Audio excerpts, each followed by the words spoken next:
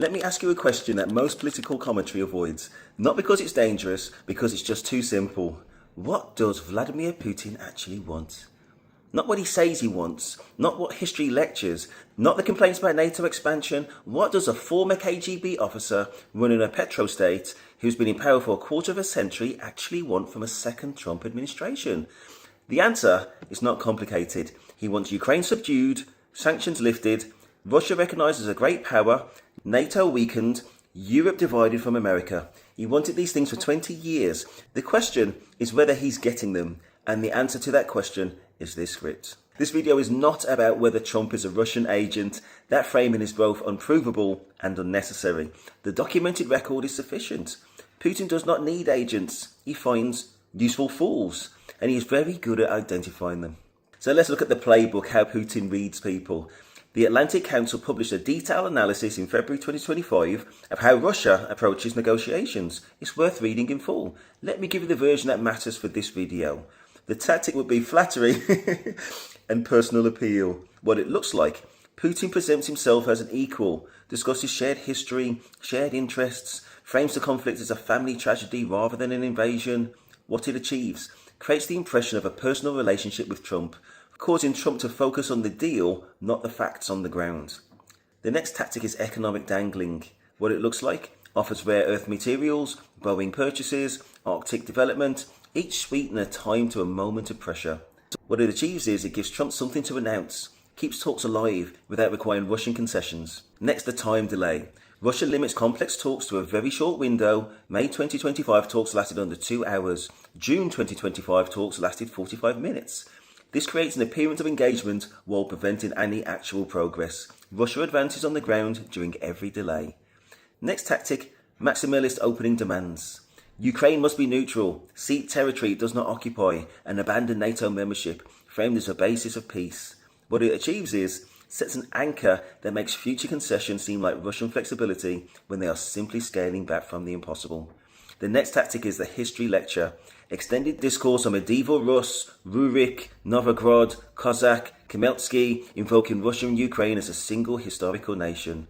What it achieves is tests whether one side is paying attention, establishes that Ukraine has no right to exist as a sovereign state, as a baseline, not a demand. The last one is the tell. When Putin delivered the history rant at the Alaska summit, it nearly derailed the talks. According to the Financial Times, it went on long enough that the American side was visibly uncomfortable. He did it anyway, because it was not a mistake. It was a test, and the talks continued.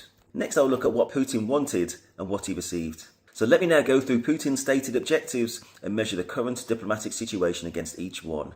What Putin wanted: Ukraine subdued, unable to resist Russian terms. The status as of March 2026. Ukraine has accepted it will not recapture eastern territories, has accepted it will not join NATO, is now negotiating from a position of military exhaustion. Next, Putin wanted territorial recognition. As of March 2026, the original US peace plan included recognition of Russian-occupied territory, including lands Ukraine still controls, described by US senators as a Russian wish list. Next, Putin wanted sanctions relief. Trump lifted Russian oil sanctions in February 2026, which I have covered in a video. Only one meaningful pressure attempt on Russia since Trump took office. Next, Putin wanted NATO weakened. Trump has repeatedly questioned NATO commitment. European allies now spending urgently on defence because American reliability cannot be assumed. Putin also wanted Europe divided from America. Witkoff's 28-point plan relegated the ceasefire to the final item and envisioned Zelensky ceding Donbass before fighting stopped. European leaders rejected this. The US-Europe split on sequencing is now documented and public. Russia also wanted to be recognised as a great power. Simply having a summit with the US president was a success, per the Atlantic Council analysis.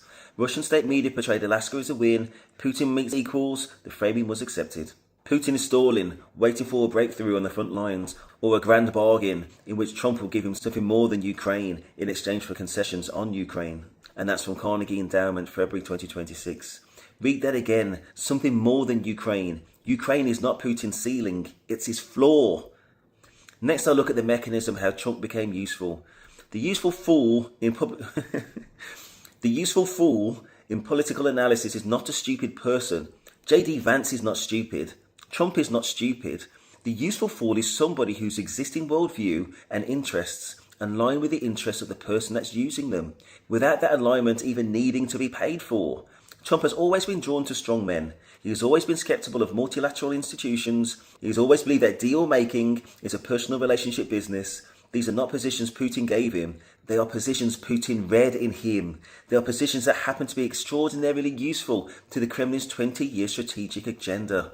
Next, I look at the documented pattern. Since Trump took office for the second time, what has happened? Trump questioned US military support for Ukraine. Zelensky was pressured to negotiate from a weaker position. And who benefited? Russia. Ukraine was weakened before talks began. What happened next? Trump blamed Ukraine for slow peace talks. Quote, the main hold-up is the same thing that's been holding it up for the last year. Who benefited? Russia. The party that refuses to compromise is characterized as equally responsible for the stalemate. What happened? Trump's first peace plan included Ukrainian territorial concessions to land Russian occupies but does not legally hold, described by US senators as a Russian wish list. Who benefited? Russia.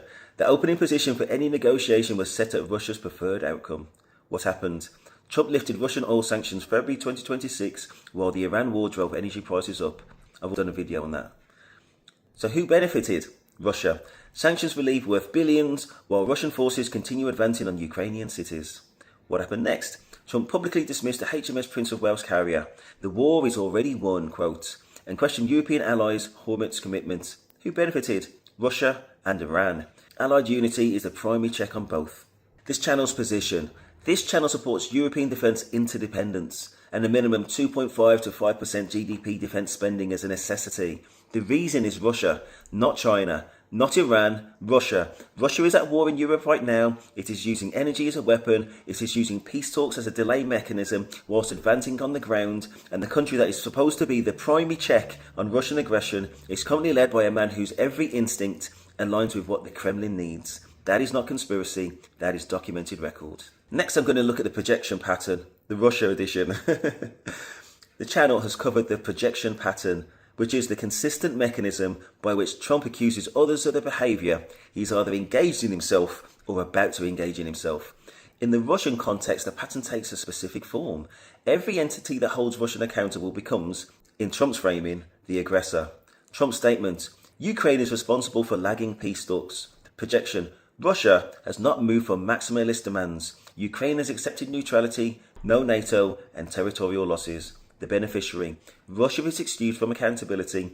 Ukraine is blamed for Russian intransigence. The Trump statement, NATO countries don't pay their share. The projection, the US has benefited from NATO's collective security since 1949. The alliance has never invoked Article 5 on behalf of the US until 9/11. The beneficiary, the Russian objective of NATO weakening served without Russian action even required. The Trump statement, the Iran war is already won. The projection, Britain, France, Germany have deployed defensively to protect their citizens and bases. The war is not won. The Strait of Hormuz is still closed. The beneficiary, Allied unity undermined. European credibility as the security actor diminished. Trump's statement, Europe needs to sort Ukraine out themselves. The projection, the US designed and led the post-war European security architecture. Abandoning it does not reduce the threat, it increases it. The beneficiary, Russia gains strategic space. Europe scrambles to rearm without the decade of lead time needed. I'm going to make a projection of what to watch for, whether the peace deal that eventually emerges requires Ukraine to cede territory it currently holds. This was in the original US plan and is Russia's core demand. Whether Trump follows through on threatened sanctions against Russia following continued Ukrainian city bombardment. Whether any deal includes binding Western security guarantees for Ukraine. The absence of these would be the clearest sign of who won. So in closing, the term useful fool has a specific history. It is attributed to Lenin, though the attribution is disputed. The concept is not. It describes somebody who serves the interests of a foreign power, not because they are paid or coerced, but because their own worldview happens to be exactly what the foreign power needs. Putin did not create Trump's skepticism of NATO. He did not create the admiration for strong men, his belief that deal-making is purely bilateral, his instinct to blame the weaker party. These things were already there. Putin just recognized them and waited. Somewhere in Ukraine right now, people are living through a winter that Russia spent destroying their energy infrastructure. The ceasefire talks continue, Russia continues to advance, and the man that was supposed to stop it is asking why Ukraine won't just make a deal. This is not just incompetence, this is not just naivety. This is a 20-year strategic operation that has reached its most productive phase. The useful fool was always the plan. If this video made you think, please like and subscribe. It helps this channel reach people who want forensic analysis rather than the noise. Share it if you think somebody else needs to see this clearly. The algorithm rewards the first hour, and thank you.